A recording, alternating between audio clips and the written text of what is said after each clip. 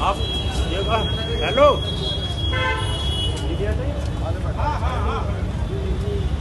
السلام علیکم ورحمۃ اللہ وبرکاتہ۔ آج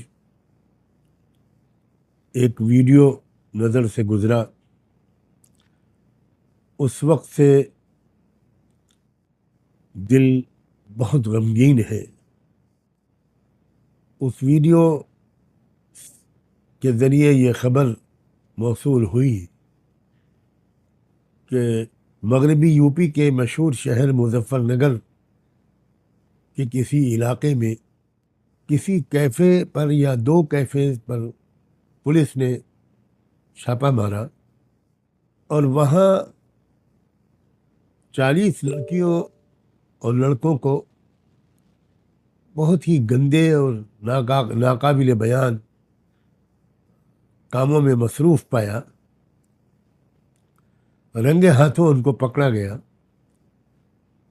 ان کے پاس سے شراب اور بیئر کی بوتلیں بھی ملی اور دوسری اور کچھ چیزیں بھی ملی جن کا میں نام نہیں لے سکتا۔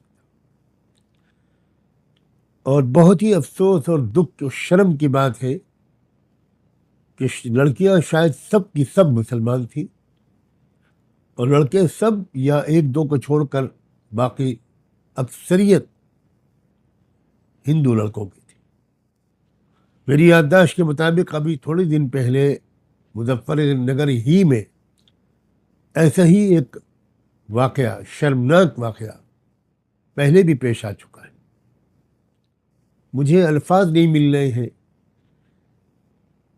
جن کے ذریعے میں اپنے دکھ درد کا اظہار کر سکوں اور مسلم والدین کو سے کچھ عرض کر سکوں۔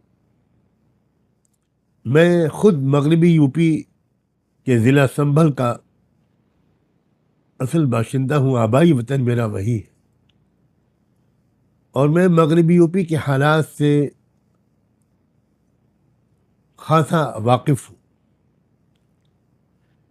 ویسے تو یہ بے حیائی اور بے شرمی کی وبا، آندھی اور سونامی پورے ملک میں چل رہی ہے، پوری دنیا میں شاید چل رہی ہے، لیکن میری معلومات کے مطابق مغربی یو پی کے وہ اضلاع جہاں مسلمان بہت خوشحال ہیں اور اکثریت میں ہیں یا بڑی تعداد میں، وہاں کی صورتحال بہت بری ہے، بہت بری ہے، بہت بری ہے۔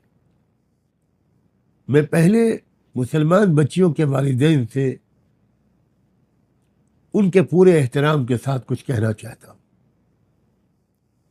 کیا یہ بات صحیح نہیں ہے کہ آپ نے اپنے بچوں اور بچیوں کی تربیت کی طرف دھیان نہیں دیا؟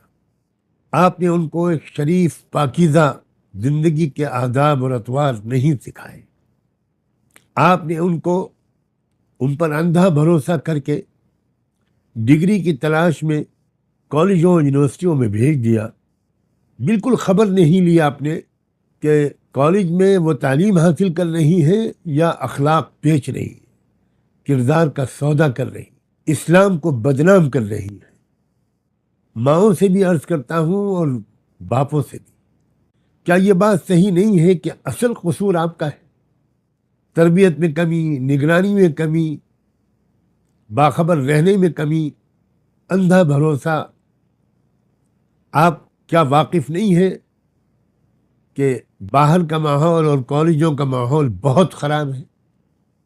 میں آپ سے درخواست کرتا ہوں کہ خدا کے لیے اب ہوش میں آئیے اور اپنے بچوں اور بچیوں کو ایک پاکیزہ زندگی کے آداب سکھائیے، ان کی تربیت کیجیے، ان کے ذوق و مزاج کو ایسا بنائیے کہ وہ گھن کریں ان گندی حرکتوں سے۔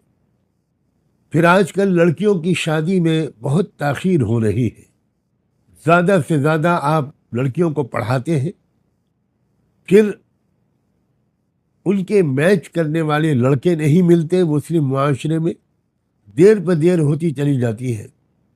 اور اب یہ پرانا زمانہ نہیں ہے جب لڑکیاں بھولی بھالی رہتی تھی۔ اب 9-10 سال کی بچی بھی وہ سب کچھ جانتی اور چاہتی ہے جو شاید پہلے 15-16 سال کی لڑکی بھی نہیں جانتی اور چاہتی تھی۔ اس سے زیادہ مجھے نہ کہنا پڑے تو اچھا ہے۔ اللہ کے واسطے شادیوں میں جلدی کیجیے۔ کتنی معیوب بات ہے، جو لڑکیاں گرفتار کی گئی ہیں آج ان کے ماں باپ کی کیا حالت ہوگی، آج ان کے رشتہ داروں کی کیا حالت ہوگی؟ کیا کہیں منہ دکھانے کے لائق آپ رہ گئے ہوں گے؟ اب میں ان بچیوں سے خود براہ راست کچھ کہنا چاہتا ہوں۔ میری بچیوں، تم میں سے کسی کا نام عائشہ ہوگا، فاطمہ ہوگا، خدیجہ ہوگا، کسی کا نام زینب ہوگا، کلثوم ہوگا، رقیہ ہوگا۔ تم جانتی ہو یہ کیسی عظیم عورتوں کے نام تھے؟ تم جانتی ہو تو تم کس رسول پاک کی امتی ہو؟ میری بچیوں، تم مسلمان ہو، اسلامی تہذیب پر عمل کرو۔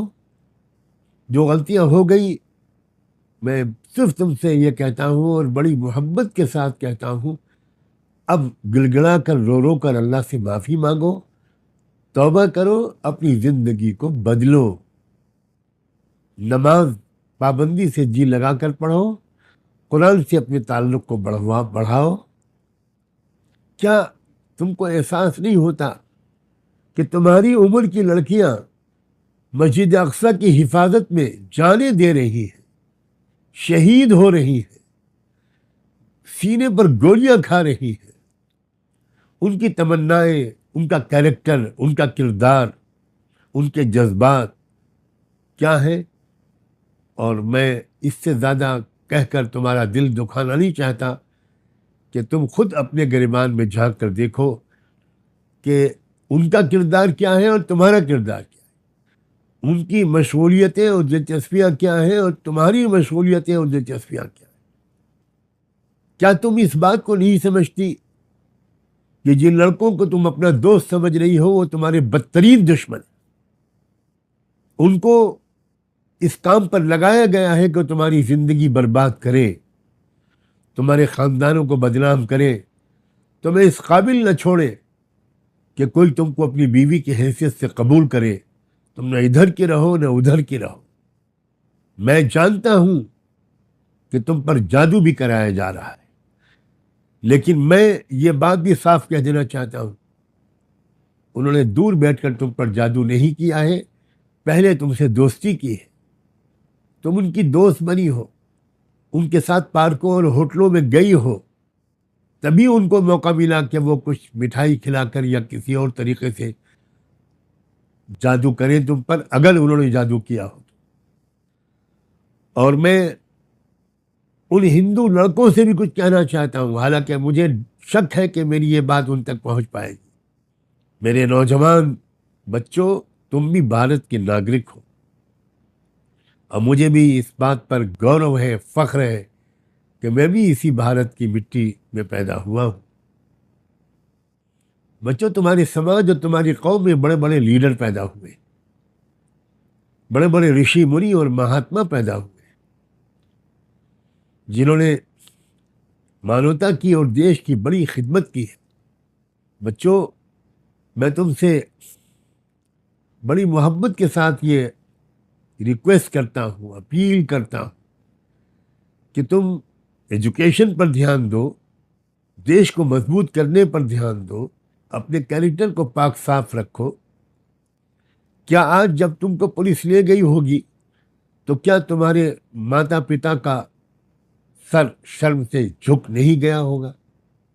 مجھے سوچ کر میری آنکھ میں آنسو آتے ہیں کہ آج تمہارے پیرنٹس کو کتنی شرمندگی ہو رہی ہوگی، وہ کتنے بدنام ہو رہے ہوں گے اپنی دوستوں میں، اپنی پریوار میں۔ ایک نئی زندگی شروع کرو، میری شبھ کامنائیں تم سب کے ساتھ ہیں۔ اپنی زندگی کو بدلو اور ایک اچھے شریف انسان بنو، بچے بھی اور بچیاں بھی۔ میں 70 سال کا ایک بوڑھا بھارتی ناگرک ہوں، میرا نام سجاد نعمانی ہے، اور میں اپنے درد کے اظہار سے اپنے آپ کو روک نہیں سکا۔ مجھے امید ہے کہ میرا یہ پیغام مظفر نگر کے علماء، مظفر نگر کے انٹلیکچوئلس، بدھ جیوی لوگ، وہ گھر گھر پہنچائیں۔ اپنے گھر میں 10 20 50 لوگوں کو بلا کر میرا یہ سندیش ان کو سنائیں گے اور دکھائیں گے. کوئی گھر نہ بچے جہاں میرا یہ پیغام پہنچ نہ جائے. آپ سب کا بہت بہت شکریہ. خدا حافظ.